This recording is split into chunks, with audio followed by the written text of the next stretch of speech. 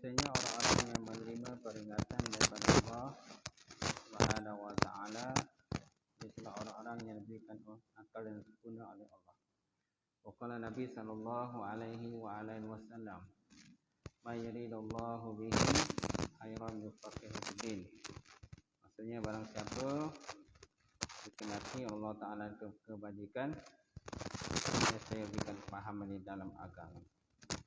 Nawaitu ta'alluma wa ta'lim wa tazakkura wa tazkir wa naf'a wal intifa wal ifadatu istifadah wal hasa 'ala tamassuki bi kitabillah wa sunnati rasulih wa du'a ila al-huda wa dalalati ila al-khairi ibtigha'a wajhillah wa mardatihi wa qurbihi wa sawabihi subhanahu wa ta'ala. Yang dihormati silakan Tuan-Tuan Imam, Tuan-Tuan Bilal, seluruhnya yang tuan kuasa masjid, Tuan-Tuan Haji, Tuan-Tuan Hajah, sidang jemaah, muslimin, muslimat, mukminin, mukminat wa ta'ala. Alhamdulillah kita panjatkan puji dan syukur kepada Allah Subhanahu wa taala kerana dengan karunia serta rahmat daripada Allah. Sekali lagi kita dapat bersama pada malam ni. Kita sambung kuliah kita berkenaan ru'yatullah. Hari itu melihat Allah. Harus menurut akal. Betul kan? Dan kita sampai di muka surat 287. 287. Mi'ataini wa sab'ah wa samanun. 287. Dan golongan Mu'tazilah. Betul kan? Seperti itu.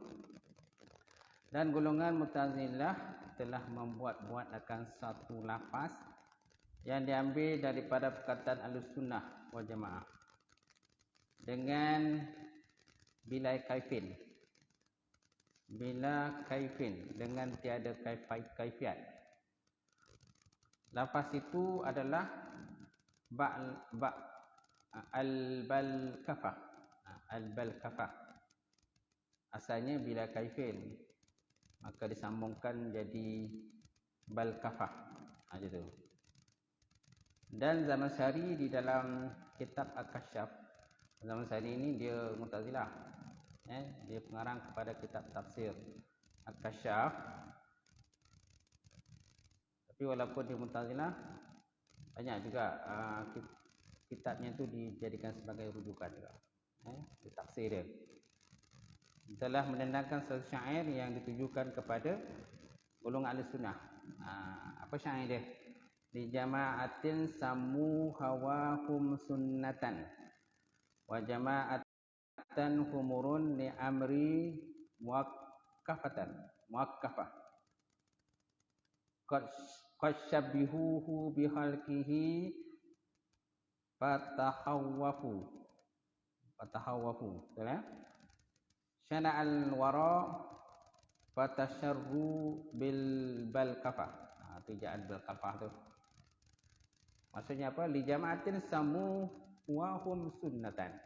Bagi sekelompok yang menamakan hawa nafsu mereka dengan golongan Ahlussunnah wal Jamaah, ada pada mereka itu himar-himar. Dipamakan macam himar-himar lah. Yang demi hidupku dia diberi pelana. Umuran li amri muakkafah. Gitu. Jadi Zaman Syari dia mendakwa orang Ahlussunnah ni macam himar-himar kan. Kedai-kedai yang diberi pelana. Pelana ni kan tempat duduk lah macam tu. Jadi bagi sekelompok orang-orang yang menamakan hawa nafsu mereka dengan Ahlussunnah dan Jamaah, Ahlussunnah wal Jamaah, ada himar-himar. Humurun di amri muakkafah. Ada himar-himar yang demi hidupku dia diberi pelana. Qad syabbahuhu bihalqihi fatahawwafu. Mereka sungguh-sungguh telah menyerupakan Allah dengan makhluknya. Lantas mereka takut terhadap celaan orang-orang, maka mereka pun menutupkan diri mereka dengan balkafah. Ini dakwaan mereka lah, dakwaan zaman syari. Kita ni ahli sunnah ni dia macam himar-himar, yang diberi pelana, yang beri tempat duduk macam tu lah. Itu. Dan dia kata kita ni macam seolah macam menyembunyikan sesuatu lah. Dia kata kita ni percaya dengan kata kaifiat Allah Ta'ala tu berpihak, berjihad. Dia kata dia dakwa kita ni macam percaya, berkeyakin bahawa Allah Ta'ala ni berpihak, berjihad, kan, atas, bawah, kiri, kanan dan sebagainya lah. Sedangkan itu bukan sebagaimana yang kita dakwa.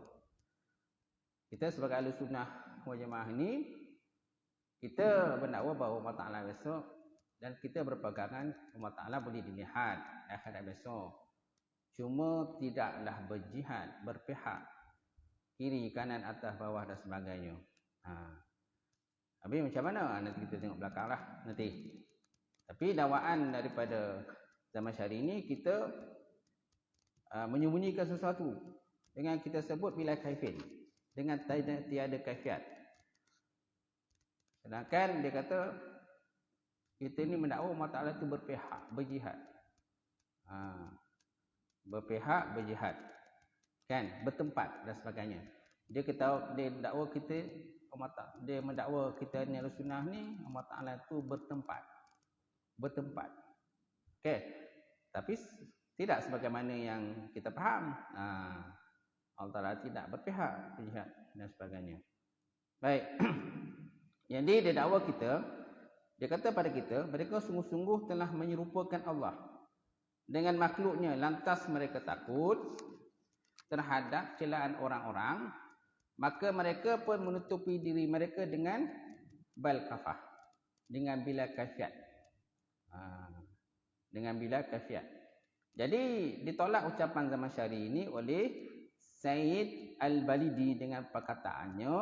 Dia kata, hal nahnu min ahli hawa aw antum wa manil ladzi minna hamirun muwaqqafah ikis tusib fal wasfu fikum zahir kasyamsi farji an maqalil zahrafah yakfika fi raddi alayka bi annana nahtajju bil ayati la bil safsafah au bin nafsi ru'yatihi fa anta haramtuha illam takul bi kalami ahli al-ma'rifah fanarahu fil ukhra bila kaifiyah wa kaza min ghairi irtisami lis-sifah.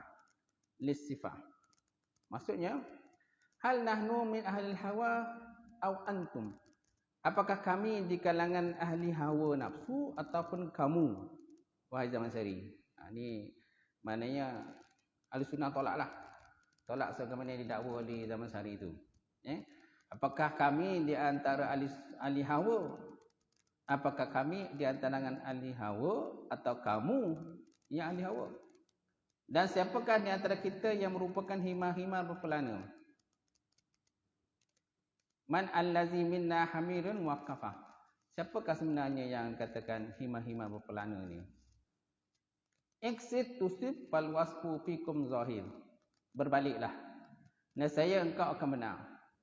Kerana mensifatimu itu adalah zahir pada dirimu sendiri. Seperti hal matahari, kasyamsi. Farji an maqalatiz zahrafah. Maka kembalilah engkau dari perkataan yang berbumbu hiasan. Jadi dia minta supaya zaman syari ini kembali semula.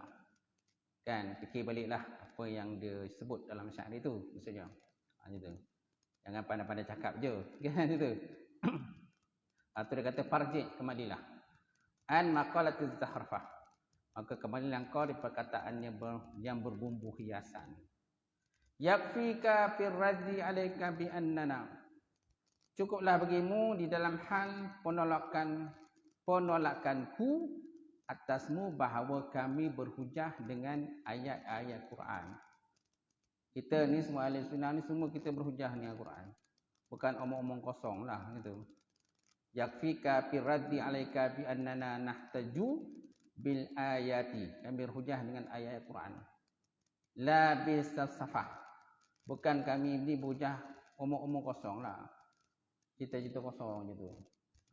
Sebab kita pun berhujah dengan ayat Quran dan hadis Rasulullah sallallahu alaihi wasallam gitu. Baik. Kemudian wa binafi ru'yatihi fa anta haramtaha. Dan dengan sebab menafikan ru'yahnya Allah Taala, maka engkau telah mengharamkannya. Jika engkau tidak berkata dengan kalamnya ahli makrifat, illam takun bi kalami ahli makrifat. Dengan sebab menafikan ru'yah Allah Taala, maka engkau telah mengharamkanlah. Haramkan maknanya Allah Taala tak boleh melihatlah. Jadi bulan Mu'tazilah ni dia dakwa kita tidak boleh melihat Allah Subhanahu Wa Taala di akhirat lah. Itu hujah dia apa? La tubrikul absar wa huwa ubrul absar. Kan? Antara hujah ni lah. Allah tu tak boleh dilihat dengan pandangan mata. Malah tapi dialah yang akan melihat kamu. Itu antara hujah dia lah. Baik, kemudian maka kelak kami akan melihatnya di akhirat. Panarahu fil ukhra bila kaifiyah. Maka kelak kami akan melihatnya Allah Taala di akhirat. Bila kaifiyatin, dengan tiada kaifiat. Tanpa ada kaifiat. Tanpa ada orang kata tak boleh kita nak ceritakanlah. Kalau kaifiat kan satu benda boleh kita ceritakan. Kaifiat. Contoh macam mana kaifiat solat. Macam mana cara solat. Macam mana cara mengangkat wudu, kaifiat wudu. Macam mana kaifiat mengerjakan haji, kan kaifiat, cara-cara dia. Tapi kita melihat Allah Taala besok tanpa cara, bila kaifiat. Bila kaifiatin. Maka kelak kami akan melihatnya Allah di akhirat tanpa ada satu pun kaifiat, bila kaifiat. Dan begitu juga engkau orang-orang yang tidak mengagungkan bagi sifat. Begitu juga engkau orang-orang yang tidak mengagungkan bagi sifat. Wakaza min ghairi irtisamil sifat. Demikian juga kau pun akan dapat melihat Allah Taala. Kalau Allah Taala takdirkanlah, kau boleh melihat Allah Taala. Kerana Allah Taala ni sifatnya maujud. Allah Taala kan bersifat maujud. Setiap benda maujud sudah tentu boleh dilihat. Disebut dalam kitab syarah-syarah yang lainlah. Kalau dilihat dalam Ittihafil Murid bi Jauharat Tauhid pun ada sebut situ. Kerana Allah Taala ni dia bersifat maujud. Satu benda maujud sudah tentu boleh dilihat. Sudah tentu boleh dilihat. Hatta kalau benda tu halus sekalipun boleh dilihat. Benda yang sangat halus, benda yang sangat kecil pun boleh dilihat. Tapi menggunakan alat lah. Apalagi kalau benda yang kasar, benda yang besar, sudah tu boleh dilihat. Baik. Kemudian ulama lain pun membantah juga zaman syari ini. Ada juga yang lain backup. Macam tu. Apa yang mereka kata? Dia kata syabbahta jahlan sadra ummati ahmada wa zawil basairi bil hamidil muakkafah wajaba al khisaru alaika fanzur munsafan fi ayatil a'rafi fahiya munsifah. Ataral kalim atta bijahni ma ata wa ata suyuha ma atau an ma'rifah. Innal wujuha ilaihi naziratun biza. Ja'al kitab faqultum haza safah. Nataqal kitabu wa anta tatbiqu bil hawa. Fahawal hawa bika fi mahawil mutlifah. Maksudnya apa tuan-tuan? Syabbahta jahlan sadra ummati Ahmad. Kerana kebodohanlah maka engkau serupakan pemuka umat Muhammad dan sekalian orang-orang yang mempunyai fikiran dengan himar-himar berpelana. Kan? Dia kata sebabkan kau bodoh lah. Kan? Sebabkan kau bodoh, dia kata dia tuduh zaman syari ni bodoh. Kerana kebodohanlah maka engkau serupakan kami ini macam himar-himar. Himar-himar berpelana. Dan kerana kebodohanlah maka engkau serupakan pemuka umat Muhammad dan sekalian orang-orang yang mempunyai fikiran dengan himar-himar berpelana. Betul? Macam tu. Bil himarin ma'akafah.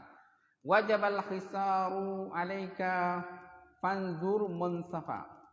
Fi ayatil a'rafi fahiya munsifah. Telah wajib kerugian itu atas dirimu, maka fikirkanlah dengan insaf. Maka fikirkanlah dengan insaf perihal makna ayat surah Al-A'raf. Kerana dialah ayat menginsafkan. Dia suruh tengok surah Al-A'raf. Kan? Tengok Al-A'raf itu, kerana kat situ kamu akan dapat ayat-ayat yang menginsafkan kamu. Dia suruh rujuk. Baik, kemudian fataral kalimu ata bijahlin ma ata wa ata syuyuhuka ma atau an ma'rifah. Apakah engkau berpendapat bahawa orang-orang yang berbicara itu telah mendatangi apa yang ia datangi dengan kebodohan, dan guru-gurumu telah mendatangi apa yang mereka datangi dengan pengetahuan. Ini macam bahasa kiasan lah. Kiasan. Apakah kau berpendapat bahawa orang yang berbicara telah mendatangi apa yang ia datangi dengan kebodohan? Dia anggap kita ni macam bodoh lah. Itu. Dan dia anggap guru dia itu hebat. Kan? Dan kau anggap gurumu hebat. Orang berpengetahuan. Kemudian innal hujuha ilaihi naziratun biza. Ja'al kitab fakultum haza safah. Sesungguhnya wajah-wajah itu melihat kepadanya. Sesungguhnya wajah-wajah itu melihat kepadanya Allah Subhanahu wa ta'ala. Dengan inilah Quran telah datang, namun kamu semua menyatakan bahawa ini satu kebodohan. Kamu kata kami ni bodoh. Innal hujuhillahi nazatun biza ja'al kitab faqultum hadza safah. Kamu kata ini bodoh. Kami ni golongan bodoh ni kata. Safah ataupun safih, bodoh. Baik, kemudian last natakal kitab wa anta tantiku bil hawa. Fahawal hawa bika fil mahawi mutlifah. Al-Quran telah berbicara dan kau masih saja bertutur dengan hawa nafsu belaka, maka jatuhlah hawa itu denganmu di tempat tempat kejatuhan yang membinasakan.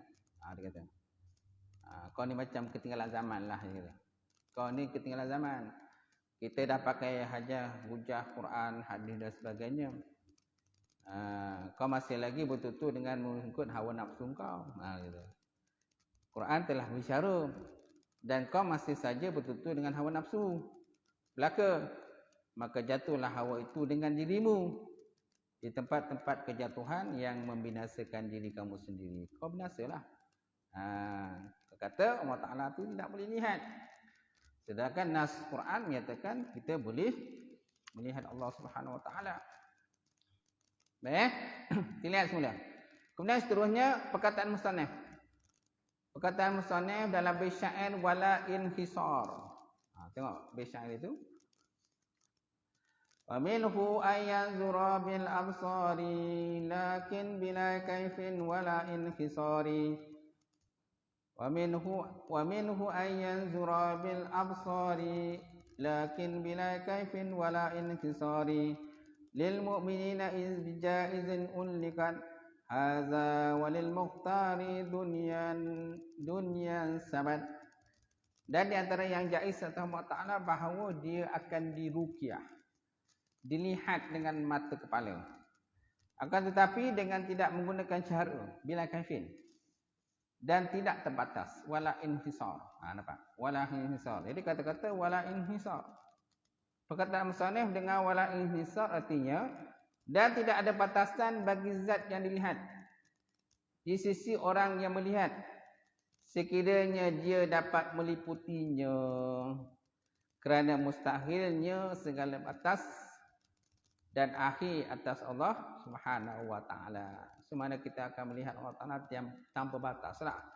Wala inhisar, tidak terbatas penglihatan kita kepada Allah Subhanahu Wa Ta'ala, dan tidak ada batasan bagi zat yang dilihat di sisi orang yang melihatnya, si orang yang boleh melihatnya, sekiranya dia dapat meliputinya Allah Ta'ala. Inhitah, meliputi kan? Kerana mustahilnya segala batas dan akhir atas Allah Subhanahu Wa Ta'ala. Jadi tujuan musannaf dengan demikian adalah apakah tujuan musannaf? Wala inhisar, wala kaifin dari. Kita melihat Allah Ta'ala ini bila kaifin, dengan tiada kaifiat. Kemudian wala inhisar, dengan tiada terbatas. Tujuan musannaf ataupun pengarang dengan demikian adalah menjawab syubhat orang-orang Mu'tazilah yang nakli, di mana mereka menjadikannya pegangan dalam hal perkataan mereka dengan kemustahilan ruqyah. Dan dia adalah firman Allah Ta'ala yang mereka rujuk, la tudrikul absar itu. La tudrikul absar wa huwa yudrikul absar. Kan? Dia tidak boleh didapati dengan pandangan mata, kan? Ini hujah mereka lah. Wa huwa yudrikul absar. Sedangkan dia yang dapat melihat kita, dapat meliputi oleh pandangan mata. Sedangkan kita tidak dapat meliputi pandangan mata. Pada dia lah. La tudrikul absar. Dan sesungguhnya ayat ini menunjuk bahawa Allah Ta'ala tidak dapat diidrak, tidak dapat dicapai dengan mata. Sedangkan idrak, pandangan mata adalah ruqyah. Maka jadilah Allah Ta'ala itu tidak dapat dilihat dengan pandangan mata. Jadi hujah mereka lah. Dia kata tak boleh Allah Ta'ala dilihat dengan pandangan mata. So akhirat besok tak boleh juga lah. Tak boleh juga. Hujah mereka. Baik. Dengan kesimpulan jawapan terhadap masalah ini bahawa kita tidak menerima kalau idrak dengan mata itu diertikan dengan semata-mata ruqyah. Melihat dengan pandangan mata. Melainkan dia adalah ruqyah yang khusus. Iaitu ruqyah atas jalan meliputi ataupun inhatah. Sekira zat yang dilihat itu dapat dibatasi dengan segala batas dan juga akhirnya. Jadi kesimpulannya jawapan terhadap masalah ini bahawa kita tidak menerima. Ini kesimpulan jawapan daripada tadi lah, Mu'tazilah tadi. Kesimpulan ni lah. Dan kesimpulan jawapan daripada masalah ini bahawa kita tidak menerima kalau idrak dengan mata itu diertikan dengan semata-mata ruqyah.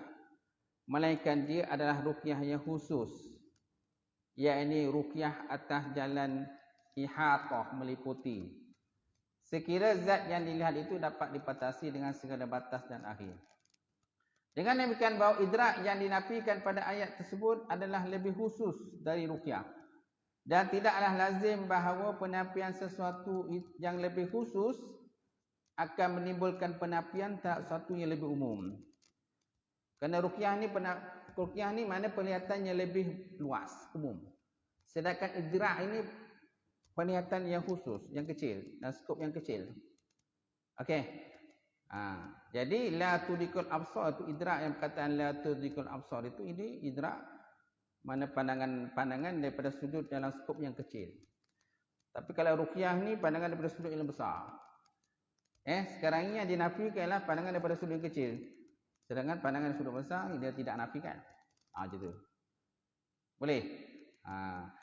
Dengan demikian bahawa idrak yang dinafikan pada ayat tersebut adalah lebih khusus daripada ruqyah. Lebih kecil daripada ruqyah. Dan tidaklah lazim dah bahawa penafian sesuatu yang lebih khusus, idrak akan menimbulkan penafian terhadap sesuatu yang lebih umum. Nampak? Sedangkan ruqyah Allah Ta'ala akhirat ni dialah ruqyah yang lebih ataupun idrak yang lebih umum, lebih luas. Bukan lebih kecil, bukan lebih sempit. Gitu. Tapi apa yang difaham daripada Mu'tazilah, dia kata kenapa Allah Ta'ala tidak boleh diidrak, didapati dengan pandang mata, kerana mereka ini lihat daripada skop yang kecil, sudut yang kecil, bukan daripada sudut yang besar.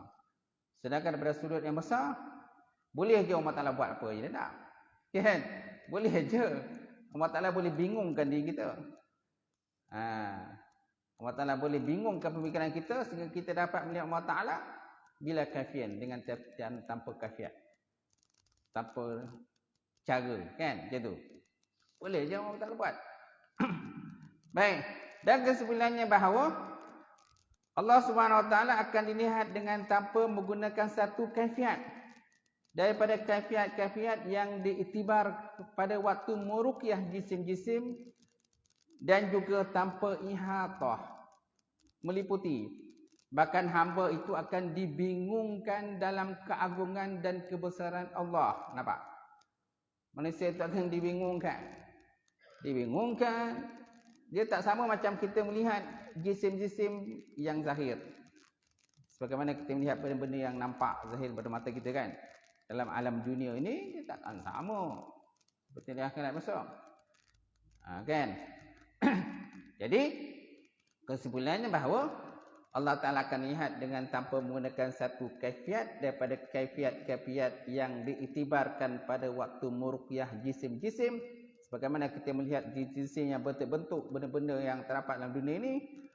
Dan juga tanpa jalan ihatah meliputi.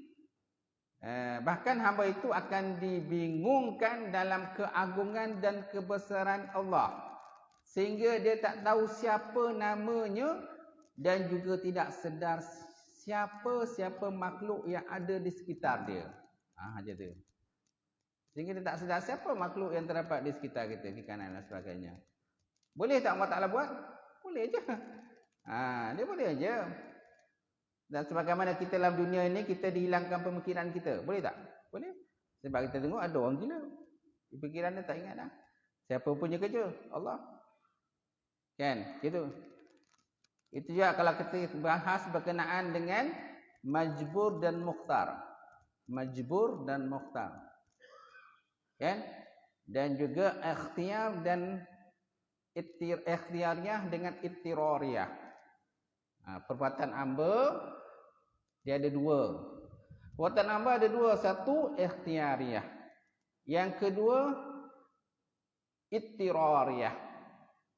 Perbuatan ikhtiariyah ni perbuatan yang hamba boleh kawal sendiri. Boleh kawal perbuatan itu.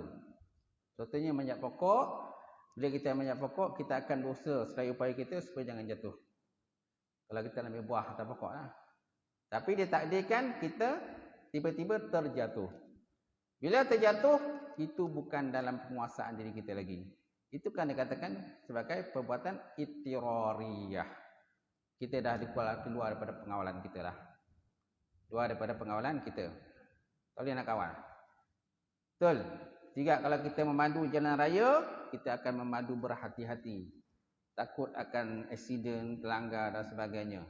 Tiba-tiba, terjadinya kemalangan. Sama ada kita langgar orang, orang langgar kita. Betul? Jadi perbuatan yang kita boleh kawal itu dikatakan perbuatan ikhtiariyah. Sedangkan perbuatan yang kita tak boleh kawal lagi, kita dilanggar orang, itu dikatakan sebagai ittirariyah. Mana kita menurut kepada kehendak Allah Ta'ala di sebalik takdir itu. Ikut saja apa yang dikehendaki oleh Allah Ta'ala itu. Baik. Jadi kenapa manusia itu akan ditanya di akhirat besok? Kerana manusia itu ada usaha dan juga ikhtiar. Ikhtiariyah, pilihan. Dia ada usaha dan pilihan. Sebabnya manusia akan ditanya tentang perbuatan yang dilakukan. Walaupun di balik tabir itu, segala perbuatan itu ialah perbuatan Allah Subhanahu Wa Ta'ala. Jadi kenapa manusia ditanya? Kerana ada usaha dan ikhtiar di kalangan manusia. Baik, kita lihat pada yang tadi. Jadi kesimpulannya bahawa Allah Ta'ala akan dilihat dengan tanpa menggunakan satu kaifiat. Daripada kaifiat-kaifiat yang diiktibarkan pada waktu muruqyah jisim-jisim. Sebagaimana kita melihat satu benda. Bila kita satu benda, mestilah benda tu ada warna dia, ada bentuk dia, ada rupa dia, ada cahaya. Mata kita pula celik, kita tak tidur dan mata kita pun tak buta. Okey. Itu antara kaifiat-kaifiat bila kita melihat satu benda dalam dunia lah. Hanya tu. Tapi bila kita melihat Allah Ta'ala hari akhirat besok, tanpa kaifiat. Kenapa? Hamba itu akan dibingungkan dalam keagungan dan juga kebesaran Allah Subhanahu Wa Ta'ala. sehingga dia tak tahu siapa namanya dan juga tak sedar siapa makhluk-makhluk yang ada di sekitarnya pada masa tersebut. Maka sesungguhnya akal-akal lemah di sana dari pemahaman dan semua yang di dunia boleh dipahami akan lenyap di sisi keagungan Allah Subhanahu wa taala. Masya-Allah. Baik. Kemudian perkataan musannaf lil mukminin. Kemudian dalam syair itu disebut walil mu'minina iz bijaizin ullikan hadza lil muqtari dunya sabat. Ruqyah Allah Taala adalah bagi orang-orang mukmin kerana dia dihubungkan dengan yang jaiz, yang harus. Fahamilah ini. Dan bagi Nabi yang terpilih tetap juga ruqyah itu di dunia. Walaupun ada hadis Aisyah. Aisyah menafikan Nabi melihat Allah Ta'ala. Tapi Aisyah masa itu, kalau ikut dalam kitab ni, Aisyah masa itu masih lagi kecil. Dia kata. Kalau sebut dalam kitab Jahatut Tauhid, Ittihabil Murid, Jahatut Tauhid. Dia ada sebutlah di sini. Berkenaan dengan Aisyah. Okay. Aisyah masa tu masih kecil. Lam takun waladat wara'at dunia. Dia kata Ruqyah tu, Aisyah masa tu belum dilahirkan lagi. Pelik tu. Ada menyatakan Aisyah masa kecil. Li'annal mi'ras haddasa fi awlil ba'si. Kerana mi'ras masa itu berlaku pada awal daripada kebangkitan Rasulullah sallallahu alaihi wasallam. Wa Aisyah yaumul hijrah lam takun qad balagat ashirina al-arjah. Aisyah pada masa itu, pada hari hijrah, waktu hijrah, umur dia masa itu hanya sekadar baru 10 tahun. Baru 10 tahun umur dia masa itu. Itu yang perkataan Aisyah itu. Yang mana dia kata Nabi tidak melihat Allah Subhanahu wa taala. Tapi ada orang yang menggunakan perkataan Aisyah itu bahawa Nabi tidak melihat Allah Ta'ala. Sedangkan Nas menyatakan Nabi melihat Allah Ta'ala di dalam peristiwa Isra' dan Mi'raj. Baik. Jadi perkataan musannaf lil mukminin, mukmin-mukmin yang laki-laki maksudnya ma yashmalu lil mukminat. Sesuatu yang mencukupi bagi mukmin-mukmin yang perempuan juga. Walaupun dalam syair itu dia hanya sebut lil mukminin saja. Biasa mukmin kan untuk lelaki. Tapi pengarang kitab bila sebut mukminin ini dia mencakupi juga perempuan. Mukminat pun termasuk juga. Dia kata. Baik, maka padanya terdapat taglib. Taglib maknanya pemenangan. Kerana orang-orang mukmin yang perempuan juga akan meruqyah Allah Taala berdasarkan kaul yang sahih. Dan keumuman lafaz-lafaz mukmin itu mencakupi juga segala malaikat. Malaikat pun masuk juga dalam perkataan lil mukminin ini. Kalau tidak kan takkan lelaki je boleh lihat Allah Taala, perempuan tak boleh, kan? Sebab dalam syair ini disebut mukminin saja. Jadi kalau mukmin saja khusus orang yang lelaki je lah dapat melihat Allah. Perempuan tak dapatlah. Jadi pengarang kata bila kita lihat kepada perkataan mukminin ini, dia kata ma yashmulul mukminat juga. Mana orang perempuan pun termasuk juga. Dipilih. Orang berimanlah. Baik, kemudian ada pula kata di sini malaikat pun termasuk juga. Akan melihat Allah Subhanahu wa taala. Kemudian berkata Imam Sayuti, dialah kaul yang terkuat. Kaul yang terkuat mana pendapat terkuat. Satu pendapat pula menyatakan bahawa tidak ada ruqyah sama sekali kepada gulungan malaikat. Ini ada pula menyatakan malaikat tak dapat melihat Allah Ta'ala. Kan? Ini ada pendapat lah. Dan menurut pendapat lain, sesungguhnya Jibril akan meruqyah Allah Ta'ala, bukan seluruh malaikat. Ada pula pendapat menyatakan Jibril saja dapat melihat Allah Ta'ala, sedangkan yang lain tidak dapat melihat malaikat. Dan merangkumi juga akan sekalian yang mukmin daripada gulungan jin. Maka terjadilah bagi mereka ruqyah di pada masyar. bersama seluruh orang-orang yang beriman dan juga di syurga menurut pada kaul yang rajah, kaul yang kuat. Dan juga merangkumi semua yang mukmin daripada umat-umat terdahulu pun juga akan dapat melihat Allah Subhanahu Wa Taala. Berkata Imam Abi Jamrah. Abi Jamrah kan yang mengarang kitab hadis. Ada satu hadis, kitab hadis Imam Abi Jamrah, Mukhtasar Ibnu Abi Jamrah, Mukhtasar Ibnu Abi Jamrah, kan? Berkata yang lebih zahir adalah bahawa sama ruqyah ya umat-umat terdahulu dengan umat-umat yang sekarang ini, umat Nabi Muhammad, dan mencakupi pula akan ahlul fatrah berdasarkan kaul dengan selamatnya mereka.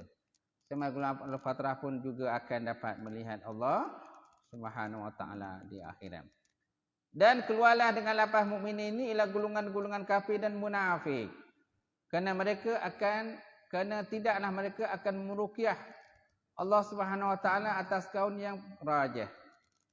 Kerana adanya firman Allah Subhanahu Wa Taala dalam Quran, dia kata kalla innahum an rabbihim yawma idzin lamahjubun. Nampak? Lamahjubun. Kan? Ketahuilah olehmu sesungguhnya mereka itu berkenaan dengan Tuhan mereka pada hari itu lamahjubu, mereka itu terhijab. Hajabah kan? Hijab. Mereka terhijab. Tertutup sehingga mereka tidak dapat melihat Allah Subhanahu Wa Taala. Dan juga kerana mereka bukan daripada ahlul ikram. Ahlul ikram mana orang yang dimuliakan. Tashrif. Tashrif pun mulia lah. Kerana mereka ini orang kafir ini tidak masuk golongan orang yang dimuliakan. So mereka ini termasuk dalam golongan mahjubun. Mereka terhijab, tidak dapat melihat Allah, zat Allah Subhanahu Wa Taala di akhirat. Ada dikatakan bahawa orang-orang kafir dan munafik itu akan meruqyah Allah Subhanahu Wa Taala, kemudian mereka terhijab. Hingga jadilah penghijaban itu satu kerugian kepada mereka. So ada kaul menyatakan mereka permulaannya boleh melihat Allah Taala. Tiba-tiba mereka terhijab. Sehingga tidak lagi dapat melihat Allah Ta'ala. Dan ini merupakan satu kerugian lah. Kerugian besar kepada mereka. Kerana mereka tidak melihat. Kan? Kalla innahum an rabbihim yawma idzin lamahjubun tu surah apa? Surah Al-Mutaffifin. Surah Al-Mutaffifin ayat 15. Dia kata, wali annahum laisu min ahlil ikram wat tashrif. Kerana mereka ini bukan daripada golongan-golongan yang mulia. Ikram wa tashrif, mulia jugalah. Wakila innahum yarawnahu summa yahjibuna. Pendapat lain pula menyatakan mereka itu asalnya dapat melihat Allah Ta'ala, kemudian tiba-tiba mereka terhijab.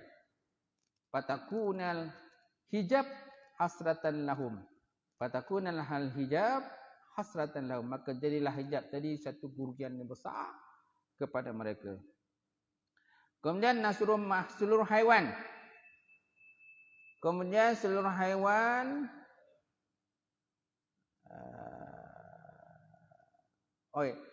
Kemudian seluruh haiwan tidak berakal. Dan juga haiwan yang akan masuk syurga.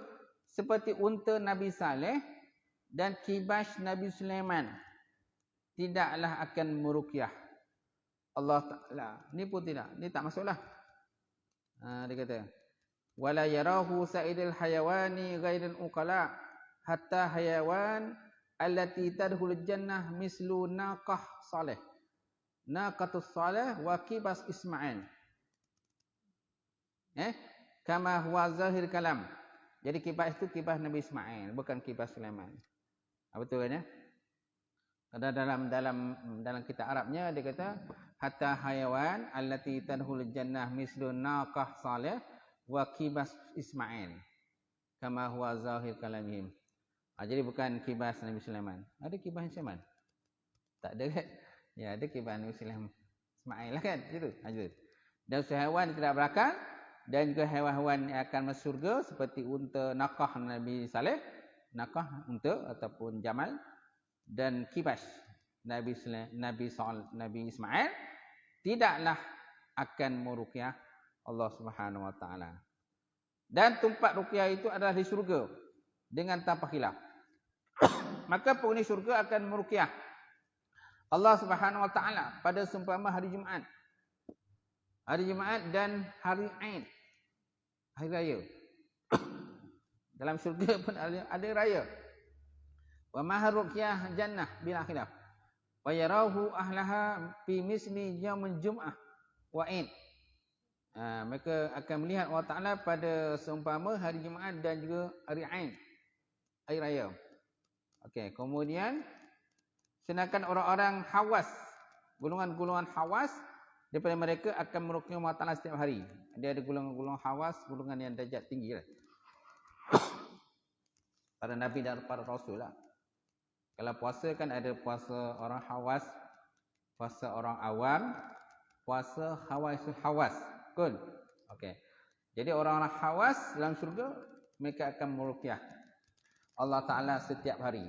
Bukrata wa asiyam. Okey. Wa ba'dhum la yazalu mustamiran fi syuhud. Sebahagian mereka berterusan melihat. Sebahagian mereka sentiasa kan berterusan dalam pengruqyatan. Sehingga berkata Abu Yazid Al-Bustami, sesungguhnya Allah Taala mempunyai orang-orang yang hawas di kalangan hamba-Nya, yang kalau Allah Ta'ala menghijab mereka dalam syurga sesaat sahaja, nasib mereka akan meminta tolong dari syurga dan kenikmatannya sebagaimana ahli neraka meminta tolong daripada neraka dan azabnya. Sebagaimana ahli neraka minta tolong daripada neraka dan tak berlindung daripada neraka, daripada azab neraka lah. Okey, betul. Mana dia punya melihat tu berterusan dalam syurga. Okey. Sebagaimana istaghisah. La tastaghisuna minal jannah wa na'imaha kama yastaghisu ahlun nar minan nar. Sebagaimana meminta tolong. Istighasah kan minta tolong. Kan biasa kita dengar perkataan istighasah. Okey. Sebagaimana minta tolong ahli neraka daripada neraka dan azab neraka. Macam tu. Boleh? Okey, sampai situlah. Adapun ruqyah. Wallahu a'lam bissawab. Panjang juga pembahasan ni berkenaan ruqyatullah ni. Tinggal sikit lagi, nanti kita akan masuk akan bab nubuat lah, kenabian. Mana ni bab akhir ni, ruqyatullah bab akhir dalam bab uluhiyah ni. Besok kita akan masuk dalam bab kenabian, nubuwah. Wallahu a'lam bissawab. Auzubillahi minasyaitonir rajim. Bismillahirrahmanirrahim. Alhamdulillahirabbil alamin. Wassalatu wassalamu ala asyrafil mursalin wa ala alihi washabbihi ajmain. Allahumma zidna ilman nafi'a wa yaqina shadiqan wa ala mutaqabbala wa halalan mubarakatan katsira. Wasyana fataya alim wa lana qulubana bi nuri ma'rifataka wa fahmana fa'alifin. Allahumma faqina bidin, Allahumma faqina bidin. Allahumma ja'al hadza jam'al marhuma wa tafarraqana min ba'dihi tafarraqan ma'suma. Rabbana atina fid dunya hasanah wa fil akhirati hasanah wa qina azabannar. Subhana rabbika rabbil izzati amma yasifun. Wassalamu ala mursalin. Alhamdulillahi rabbil alamin. Taqabbalallahu minkum.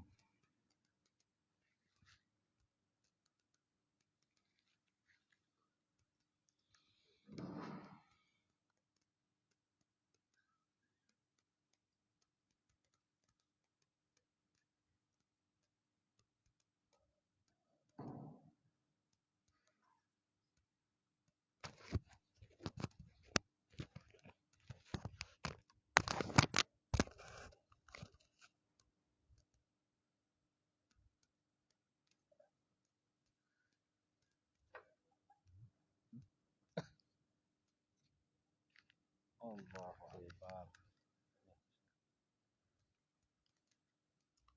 Dan kono belakang buat tu. Buat decoration sikit. Oh, belakang tu. Bagi